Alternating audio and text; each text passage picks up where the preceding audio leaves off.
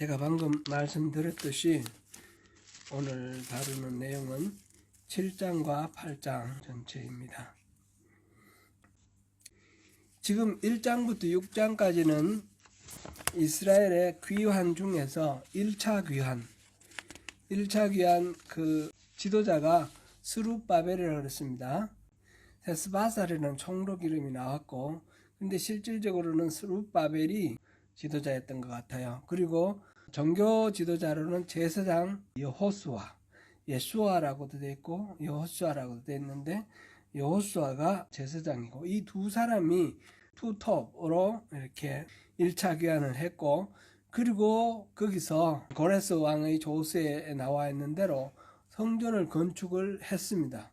느부갓네살 왕 때 완전히 파괴된 그 성전 자리에 다시 2차 성전을, 제2성전을 건축을 했는데, 건축하던 첫 해부터 난관을 겪고 주변에 있는 여러 민족들이 방해하고 해서 그 일은 좌초가 되었다가 나중에 다시 학계 또 스가랴라는 그런 또 선지자들이 나태해져 있고 하다가 방해 때문에 중단됐는데, 그러고는 잊어버리고 있는 그 성전 건축에 대해서 다시 일깨워 주었고, 그로부터 시작해서 다시 작업을 해서 4년간의 공사를 통해서 성전이 완성이 되었습니다. 그게 이제 BC 520년부터 시작해서 516년까지 공사를 해서 완공을 했습니다. 그 성전이 완공되고 난 뒤에 그것을 또 하나님께 감사하며 봉헌식하고 하는 그런 내용을 우리가 6장까지 해서 전부 살펴보았습니다. 그때가 이제 다리오 왕 제6년이라 그랬습니다. 그리고 6월절도 지켰고요.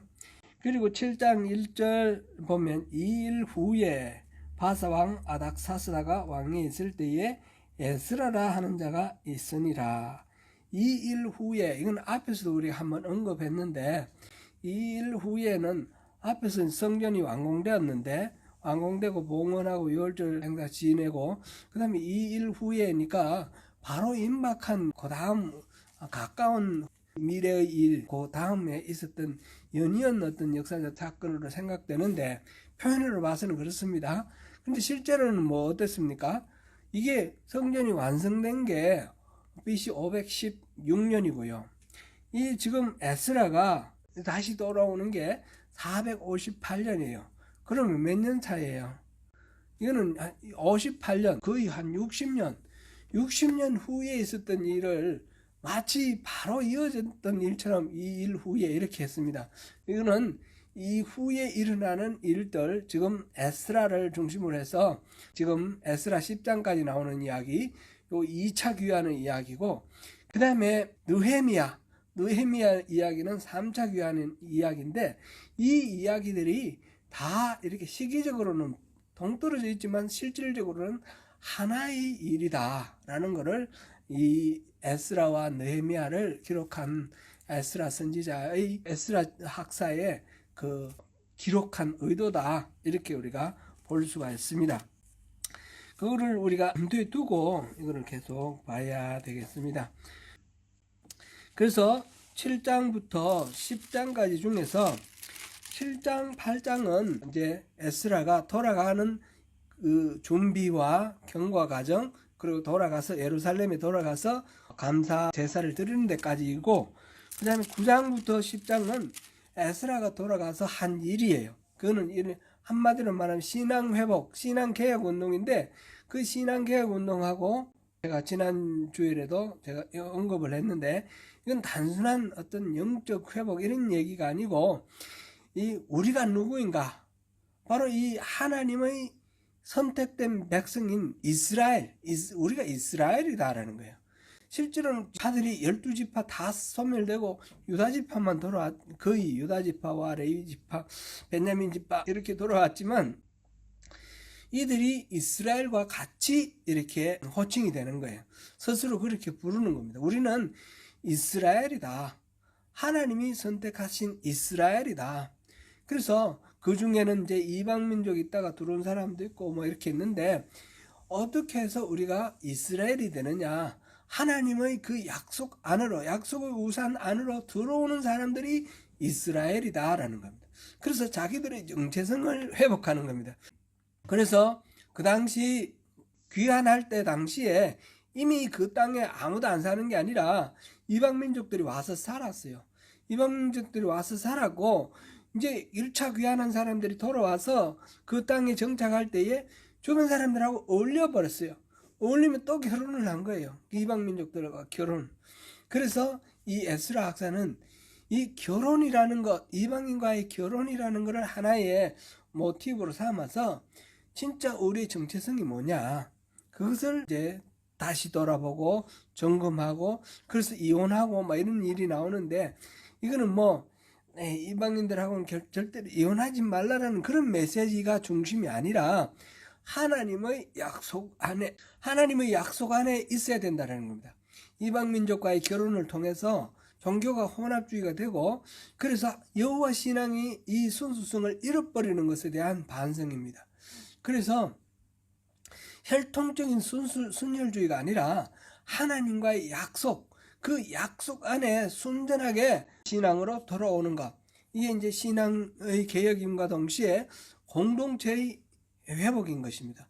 그리고 이제 느헤미야에는 성벽 재건을 통해서 물리적으로 흩어져 살던 사람들이 모여가지고 하나의 공동체를 이루는, 그래서 삶 속에서, 이거는 우리의 신앙 믿음이라는 거는 관념 속에서, 머릿속에서 나는 하나님 사랑해, 하나님밖에 없어, 나는 오직 하나님만 사랑하는 사람이야, 이렇게 생각하고 스스로 위로하는 것이 아니라 구체적으로 이웃 간의 관계 속에서 하나님 뜻을 실천하고, 구체적으로 그 공동체 속에서 하나님의 정의를 이루어 나가는 살아있는 삶 그것과 연관이 되어 있다는 것입니다. 그거를 에스라와 느헤미야에서 우리가 발견할 수 있는 그 신앙의 본질적인 그런 내용입니다. 그렇게 해서 지금 7장 8장과 9장 10장이 이렇게 그 느헤미야로 이렇게 연결이 되어 있는데, 다시 한번 말씀드리면 7장 8장은 귀환 준비, 그 다음에 9장 10장은 신앙 개혁, 이렇게 볼 수 있겠습니다. 7장 8장 오늘 다루는 부분은 바로 그 에스라의 귀환 준비와 경과 과정입니다. 먼저 7장 여기서 보면 1절부터 7장에서 보면 이 귀환의 리더가 누굽니까? 리더 에스라가 어떤 배경을 가진 어떤 사람인지가 설명되어 있고, 이 에스라가 돌아갈 수 있기 위해서 그 당시 왕 아닥사스다가 조서를 내리는 그런 내용, 그 다음에 이 일에 대해서 에스라가 찬양하는 것이 7장입니다. 7장은 에스라라는 존재에 대해서 밝히고 있습니다. 에스라 1절부터 7장 1절부터 6절까지가 에스라의 족보입니다. 에스라의 족보, 마태복음 1장에서 보면 예수님의 족보가 나오지 않습니까? 그런 개념으로 우리 생각하면 되겠습니다. 에스라는 누구냐? 에스라는 아론의 자손이라는 겁니다. 아론의 자손, 제사장 가문이에요. 보니까 1장 5절 맨 끝에 아론의 16대 손이라 이렇게 됐습니다. 그죠? 아론, 그때부터 이제 거꾸로 쭉 해놨어요. 거꾸로 쭉 해놨는데, 아론 다음에는 엘르아살이고, 엘르아살 다음에 비느하스고, 비느하스 다음에는 아비수야, 그 다음에 붓기, 우시엘, 스라히야, 이런 식으로 가면 되겠죠. 쭉 올라가면 되는데, 이거는 참고로 역대상 6장 1절에서 10절 사이를 참고로 한번 보시면 좋겠습니다. 실제로 이렇게 한번 대조해 보십시오. 대조해 보시면 이 역대상에서 보면 이게 일치가 다른 데는 쭉 일치하는데, 그 사독의 5대손이요, 살룸의 현손이요 이랬는데, 거기서부터 중간에 다른 사람들이 있어요. 다른 사람들이. 사독 다음에는 아히미아스요, 아사랴요, 요하나니요, 그 다음에 아사랴라. 그리고 있고, 이 아사랴 여사닥이 있는데, 아사랴죠. 아사랴가 솔로몬 때의 사람이에요. 솔로몬 때 사람. 솔로몬 그때의 사람이고, 그 다음에 또 쭉 이어가면서, 그 다음에 살룸이 나오고, 또 아사랴 나오고, 스라야 나오고, 이러면서, 그 다음에 여호사닥이라는 인물이 나와요. 여호사닥이라는 인물이 보면, 그때가 언제냐면 유다가 멸망할 때, 느부갓네살에 의해서 포로로 끌려갈 때에 그때 당시에 이 아론 자손의 이름이 여호사닥이에요. 그 여호사닥의 자손 중에 이 에스라가 있는 거예요. 그렇게 따지면 16대 손이 아니라 여기 제가 숫자를 안 세어봤는데 한 8단계 정도는 더 넣어야 되니까 한 24대 이런 24대라 하더라도 보면 다 카운트 안 했을 것 같아요. 아론이 언제 사람이에요? 아론이 1500년, BC 1500년 모세 시대잖아요. 그죠?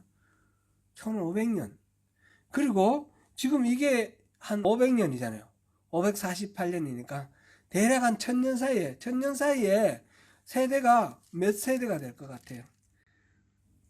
여기는 16대 손이라 16세대라 그랬는데 16세대면 1000년에 16세대면 한 세대가 한 100은 안 되지만 100년은 조금 덜 되게 그렇게 세대가 크게 이렇게 돼야 되는데 실제로는 결혼하면 이 20살, 30살 되면 그 다음에 아기가 낳았으니까 이때도 낳았으니까 그런 식으로 하면 1000년에는 100세대 훨씬 넘을 거고 한 200세대는 돼도 200세대 더 넘을 거예요. 200세대 하더라도 50년이니까 그죠? 그러니까 훨씬 더 한 어쩌면 300~400세대가 될 수도 있어요. 그러니까 이걸 성경을 읽을 때 그냥 문자적으로만 읽고 이렇게 여러 개 나왔으니까 오잖아 이렇게 생각하면 안 되는 거예요. 성경에는 중요한 게 이렇게 중요한 것을 담기 위해서 많은 부분은 생략해 있을 수가 있어요. 아담에서부터 시작해서 쭉 자손 내려와서 아브라함 그다음에 이때까지도 요즘 그 창조 과학 하는 이런 사람들은 그 연대를 아담부터 아브라함까지 한 2000년 이렇게 잡아요.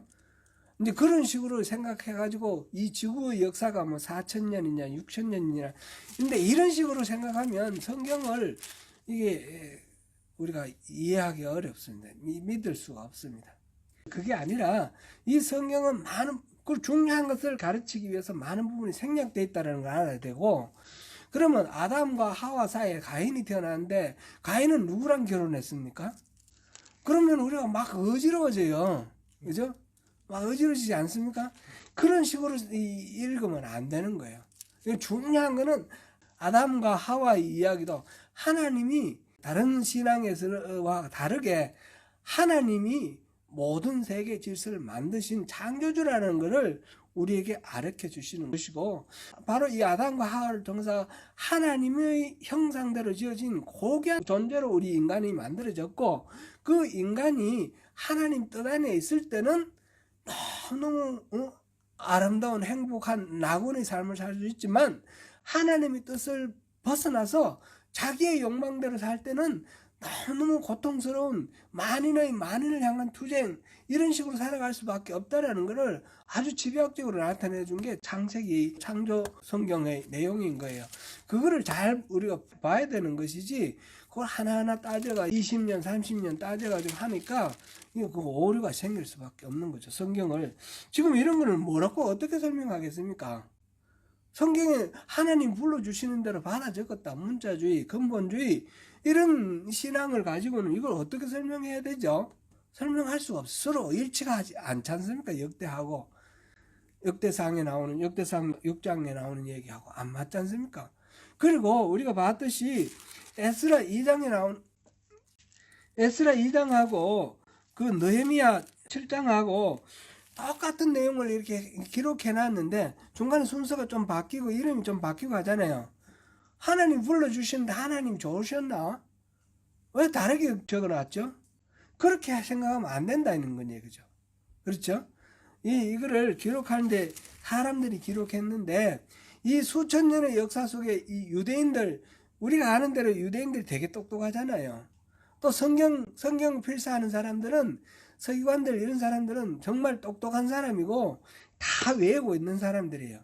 그런데 서로 앞뒤가 다른데도 불구하고 그걸 고치지 않고 그대로 놔둔 이유가 뭘까요? 어느 것이 옳으냐 이게 중요하지 않기 때문에 그런 거예요. 그죠? 그러니까 우리 성경을 읽을 때 문자주의적으로 읽으면 안 돼요. 이 속에 이 기록한 사람은 어떤 마음으로 무엇을 어떤 메시지를 담고 있느냐 이걸 생각을 해야 되는 거죠. 지금 에스라 7장 1절에서 6절에 이 이야기는 에스라는 아론의 자손으로서 제사장 직분을 가진 사람이에요. 제사장인데 지금 여기서 우리가 보면 에스라 학사라 그러고 에스라는 직업이 서기관이에요. 제사장 포로로 끌려서 바벨론 포로로 끌려가서는 성전 자체가 없으니까 성전 제사를 할 수가 없어요. 그런 상태에서 율법을 배우고 가르치고 이렇게 다른 사람들에게 훈련시키는데 또 그런 사명을 가지고 탁월한 능력을 가진 서기관이 되었다라는 거죠. 서기관이 되었다. 그리고 이 사람은 바로 그 아론의 적통 속에 이렇게 내려온 자손이다. 이제 그거는 왜 그런가? 그 핏줄 자체가 중요한 것이 아니라 하나님의 그 선택하심이 아론이라는 사람은 제사장으로 선택받았지 않습니까? 이 에스라도 그러한 하나님의 선택 아래 있다라는 것을 여기서 우리에게 말씀해 주시는 내용입니다. 지금 이스라엘 사람들이 바벨론을 포로로 끌려갔다가 지금 귀환을 해서 예루살렘에 성전을 지었습니다. 성전을 짓고 난 뒤에 그 어려운 난관을 겪고 결국 성전을 지었는데 성전을 지어가지고 하나님한테 예배드리면 그 다음에 모든 것들이 만사형통돼야 될 거 아닙니까? 그런데 실질적으로는 어떻게 되는지 여기 구체적으로 자세한 설명은 안 나와 있지만 이 에스라를 통해서 느헤미야를 통해서 우리가 알 수 있는 바는 이게 제대로 안 굴러가는 거예요. 왜 느헤미야가 왜 돌아왔습니까?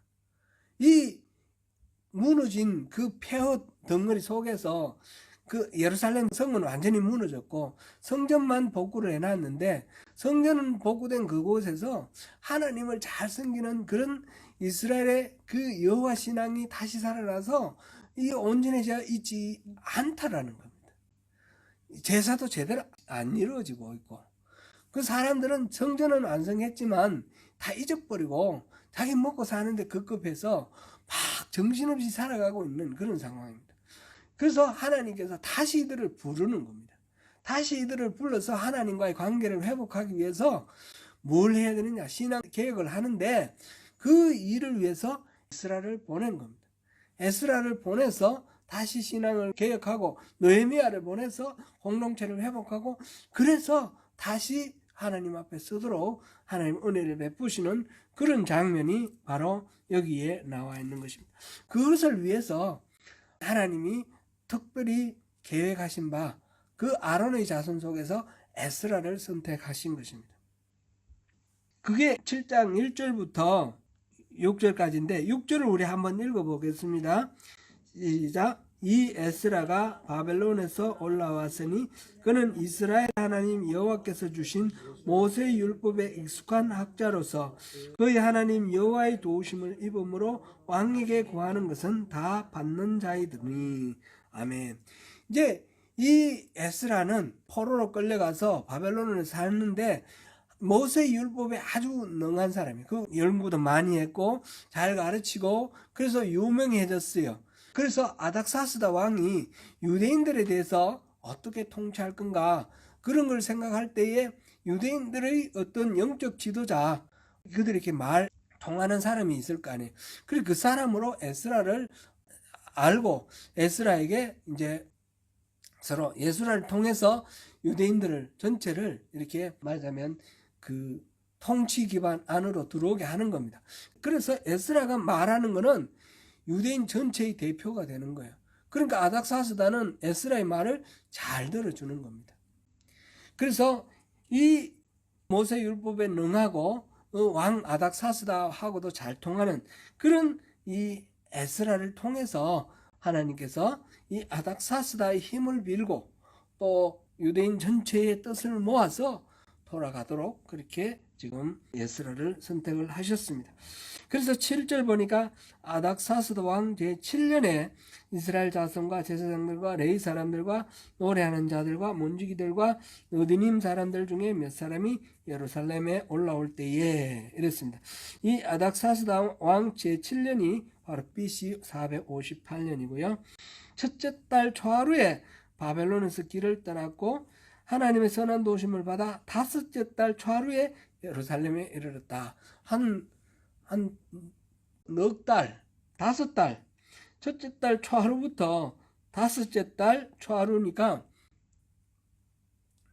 몇 달 지났습니까? 넉 달이 지나갔습니다. 그죠? 넉 달 지나고 다섯 달째 시작되는 날이니까 꼭 4개월 걸려서 예루살렘에 이르렀습니다. 근데 바로 간 것이 아니라 중간에 일이 있었는데 그거는 뒤에 나오고요. 그거는 8장 15절 보겠습니다. 8장 15절. 내가 무리를 아하와로 흐르는 강가에 모으고 거기서 3일 동안 장막에 머물며 백성과 제사장들을 살핀적 그 중에 레위 자손이 한 사람도 없는지라. 이제 예루살렘에 올라가기 위해서 이제 사람들을 모아놓고 그 보니까 레위 사람이 하나도 없어가지고 이 여행이 연기가 되는 거예요. 연기가 되고 거기서 이제 8장에서 일어나는 여러 가지 일들, 특별히 레위 사람을 찾고 또 물질적인 그런 준비를 갖추고 그러고 난 뒤에 이제 출발을 하는 거예요. 그래서 8장 31절 한번 보겠습니다. 첫째 달 12일에 아하와 강을 떠나. 그러니까 첫째 달 초하루 날 출발을 하려고 그랬는데 중간에 사람들이 모였는데 보니까 레위인이 없다라는 게 이게 제일 큰 문제예요. 그래서 연장을 하고 12일에 모든 준비가 갖추어서 12일에 떠나서 다섯째 달 초하루에 도착했다. 이런 겁니다.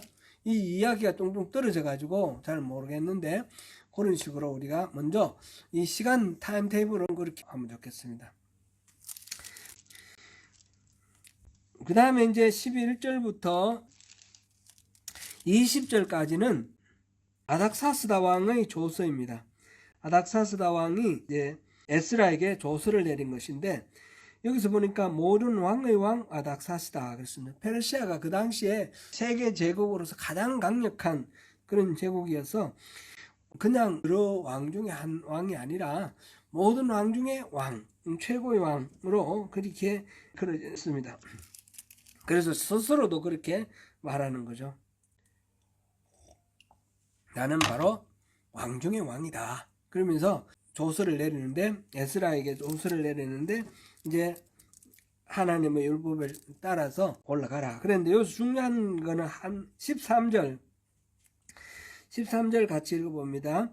조서를 내리노니 우리 나라에 있는 이스라엘 백성과 그들 제사장들과 레위 사람들 중에 예루살렘으로 올라갈 뜻이 있는 자는 누구든지 너와 함께 같이 갈지어다. 여기서 뜻이 있는 사람, 같이라는 말은 제가 잘못 넣었습니다. 함께 갈지어다. 예루살렘으로 올라갈 뜻이 있는 자, 자발적으로 지난번에도 우리 말씀드렸지만 이 바벨론으로 포로로 끌려가서 흩어져 살면서 막 자손이 많이 생겼습니다.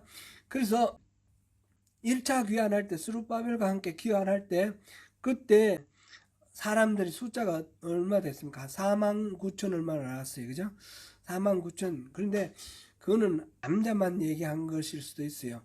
그래서 뭐 한 5만 왔다 치고 그 다음에 이제 그 한 200만 되는 중에 한 100 몇십만은 남아있다는 거죠. 그 중에 이제 2차 귀환이 이렇게 시작되는 겁니다. 그 중에 올라갈 수 있는 사람은 다시 올라가도 좋다. 그래서 그렇게 하면서 그 다음에 여러 가지 물질적인 거 이런 것들을 바벨론 온 도에서 얻을 모든 은금과 백성과 제사장들이 예루살렘에 있는 그들의 하나님 성전을 위해 기쁘게 드릴 예물을 가져다가 그들의 손으로 이렇게 계속 드리라, 성심으로 드리라, 이런 조서의 내용입니다. 명령의 내용입니다. 그런 식으로 아닥사스다가 계속해서 명령을 내는데 24절까지가 아닥사스다의 명령입니다.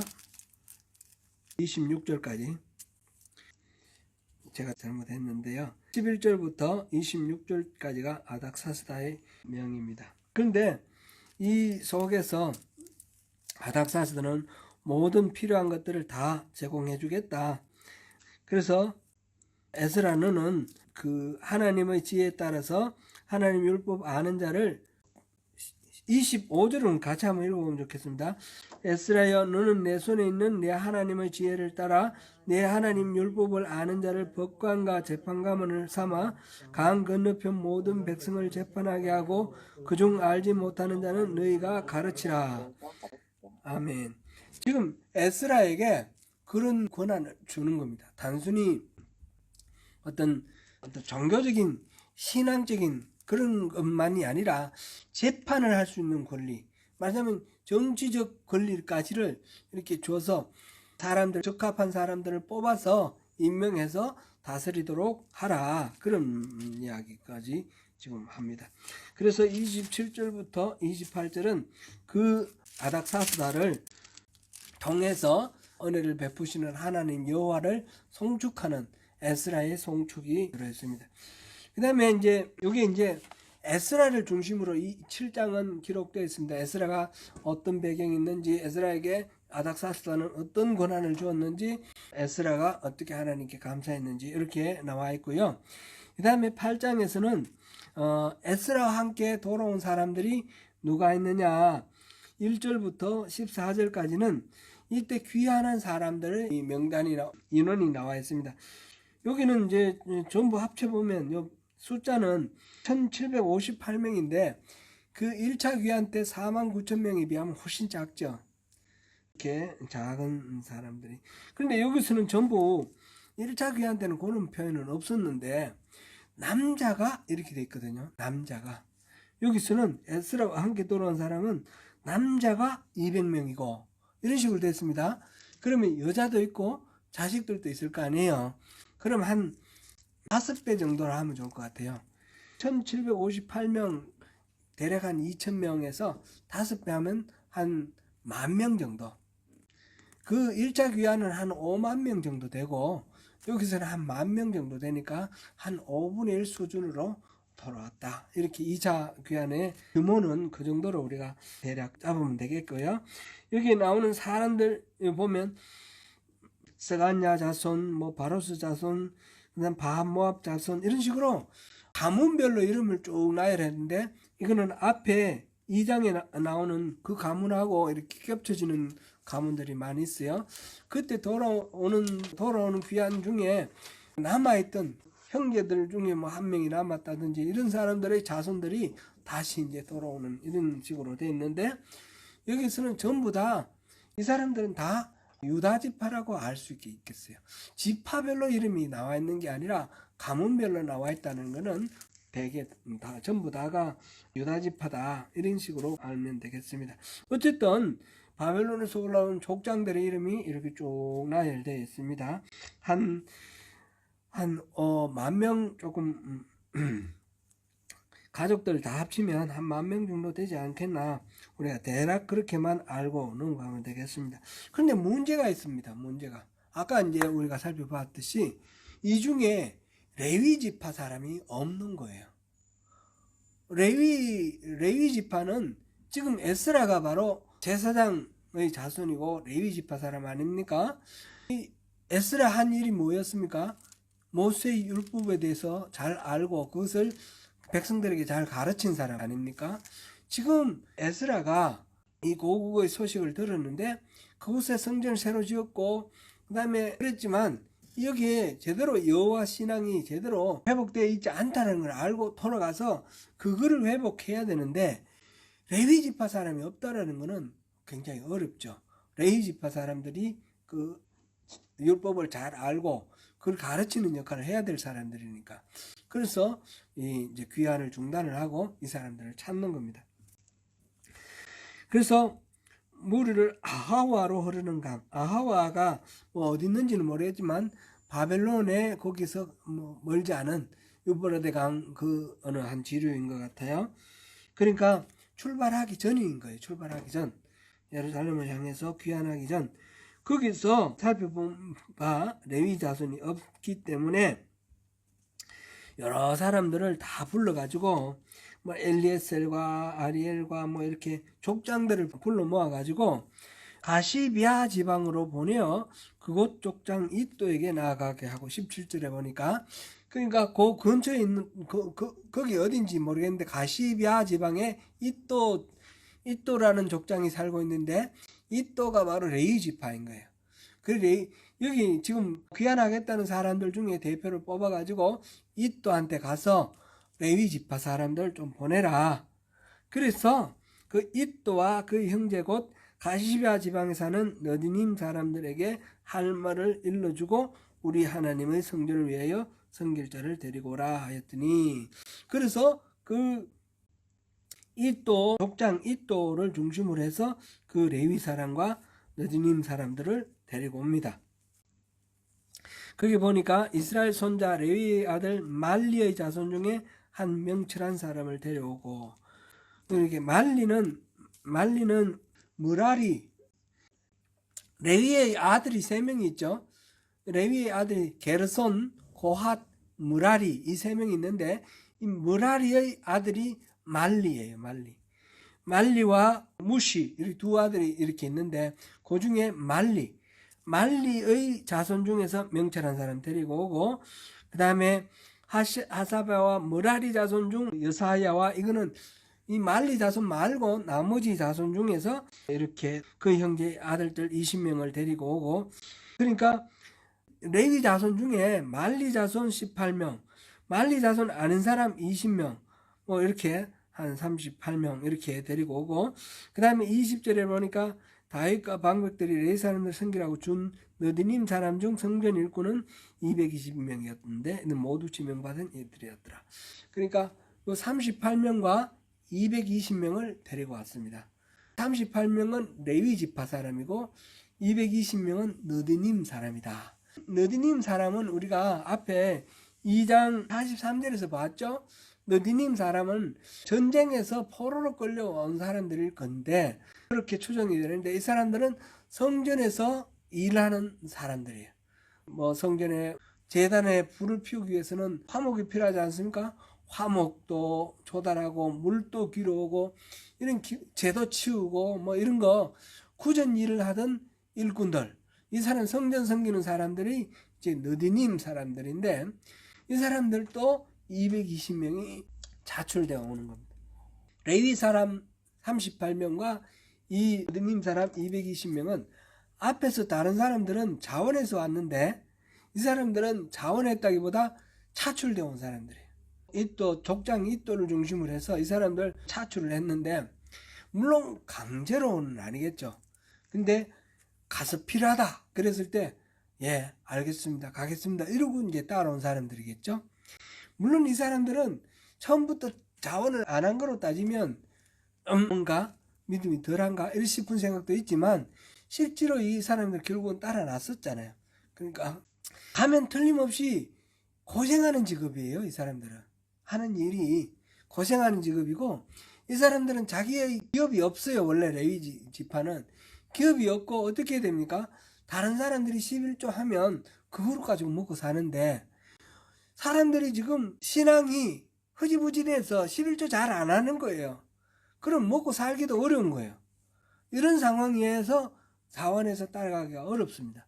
그런 상황 속에서 지명받고, 그 지명받고 난 뒤에 기쁜 마음으로 동참한 사람, 구전 일인 줄 알고 동참한 사람이 바로 이 레위인과 너디님 사람이다. 우리 앞에서 2장 다룰 때도 그 봤었는데, 그때도 자원해 온 사람들이 있었고 지금은 지명해 온 사람들인데, 그거를 우리가 머릿속에 넣어두고 넘어가면 좋겠습니다. 그 다음에 에스라가 금식하면서 강구를 하고, 그 다음에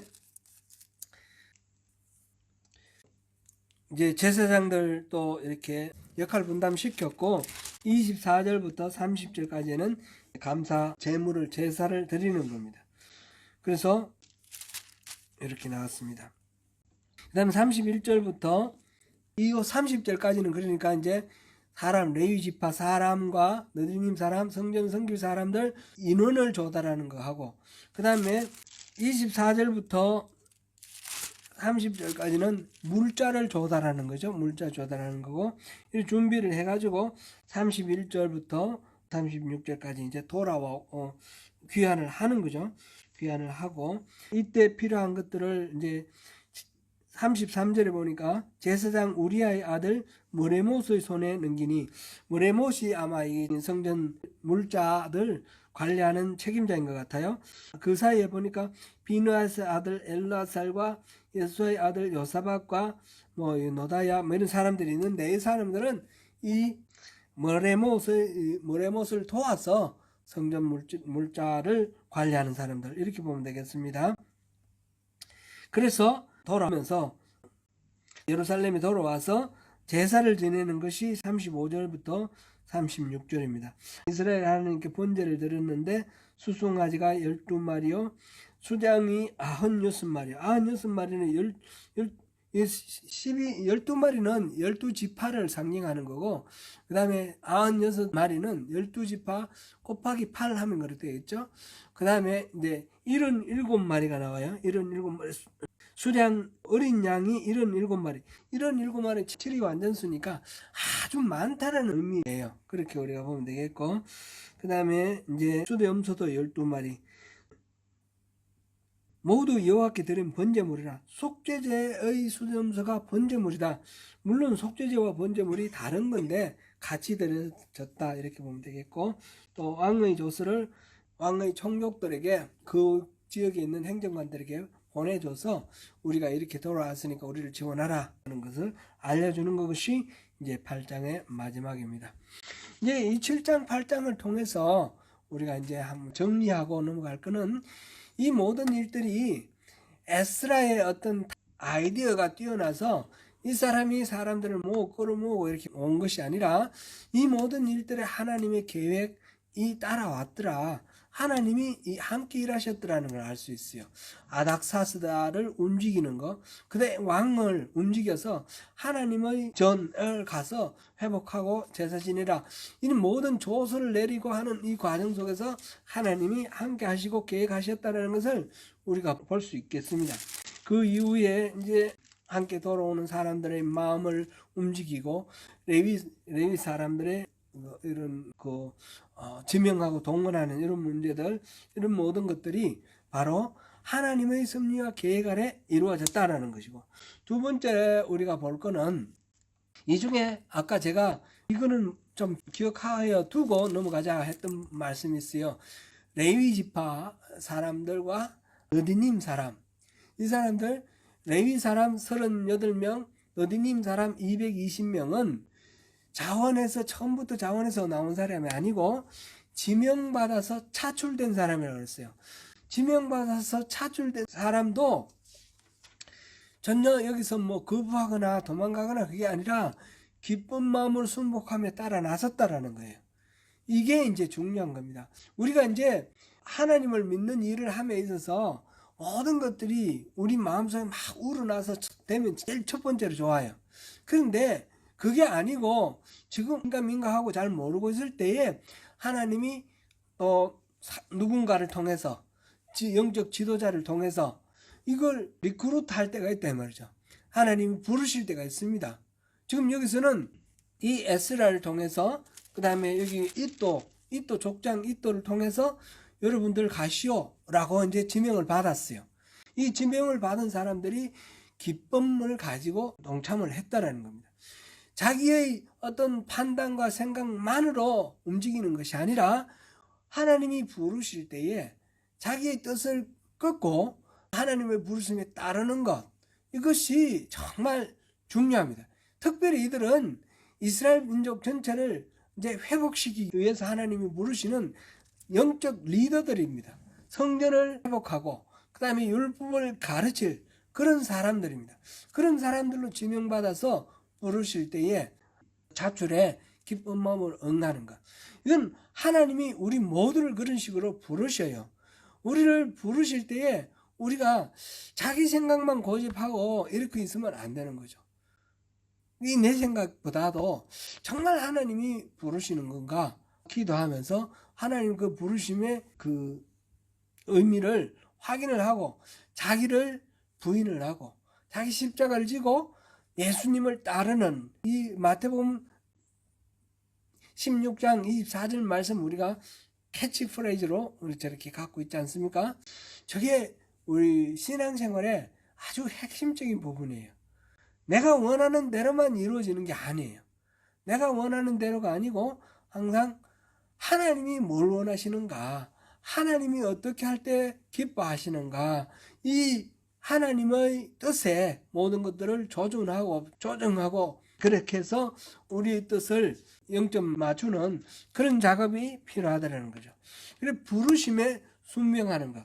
그 다음에 세 번째로는 우리가 생각할 거는 머릿속에 관념 속의 신앙이 아니라 구체적인 삶에 드러내는 삶의 열매를 맺는 그런 신앙이 의미가 있는 것입니다.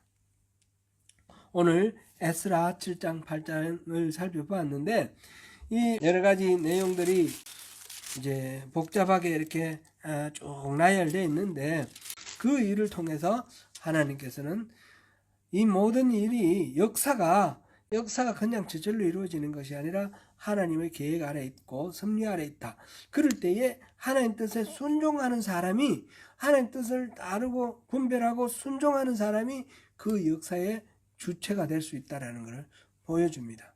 그리고 그럴 때에 우리가 그런 믿음을 가졌으면 그 믿음에 순복하는 그런 실천하는 신앙으로 주님 앞에 나아갈 때에 주님께서 우리를 통해서 영광을 받으시고 우리는 또한 주님의 그 영광에 동참이 되어서 주님이 주시는 그 분복을 누리게 됩니다. 바로 그 주인공이 되시는 저와 여러분 되시기를 축복합니다. 기도하겠습니다. 은혜로우신 하나님, 에스라 학사가 귀환하는 그 과정에 대해서 이스라엘의 2차 귀환의 과정에 대해서 살펴보았습니다.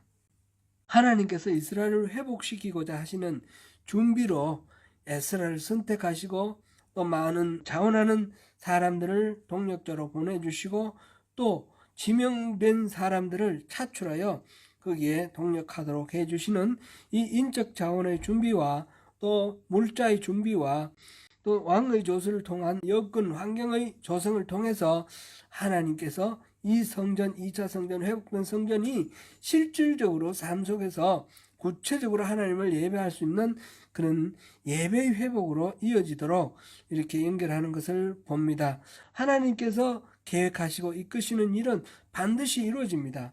그러므로 하나님 뜻대로 부르심을 받은 우리는 반드시 그 삶을 실천함으로 하나님 뜻을 이루어야 합니다.